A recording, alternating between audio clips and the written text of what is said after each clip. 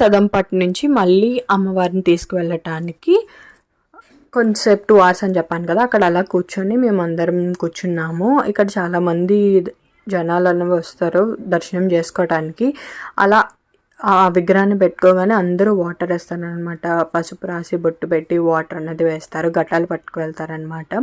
And ఈ ముందు ప్లేట్లోని బియ్యం అన్నది వేస్తారు. అండ్ ఇక్కడ వచ్చేసి కావరికి పట్టుకుంది. అదే చెప్పా కదా, అందరూ ఒక్కొక్కరు ఎక్స్చేంజ్ చేసుకుంటూ, ఇక్కడ కాలనీలో చాలామంది ఉంటారు కదా, అందరూ ఎత్తుకోవడానికి అడుగుతారనమాట. జస్ట్ ఒక 3 అడుగులు వేయటానికి అలాగా. అంటే అలా ఎత్తుకుంటే అమ్మవారిని ఎత్తుకున్న హ్యాపీనెస్ ఉంటుంది కదా, సో దట్ అందరూ అలా అడుగుతారు ఎత్తుకోవటానికి.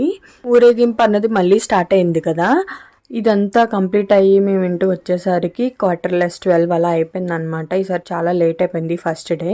ఇది 2 days ప్రాసెస్ అనమాట. ఫస్ట్ డే అన్ని కాలనీస్ అన్నీ తిప్పుతారు. అండ్ సెకండ్ డే వచ్చేసి మళ్ళీ ఇంటి దగ్గర నుంచి అమ్మవారిని తీసుకువెళ్ళి సదంపట్టు దగ్గర పెట్టి అక్కడి నుంచి మళ్ళీ ఊరేగిస్తారనమాట. అప్పుడు డైరెక్ట్గా టెంపుల్కి తీసుకొని వెళ్ళిపోతారు. అక్కడ వాళ్ళని వదిలేస్తారనమాట మనం మొక్కు చెల్లించుకున్నట్టు.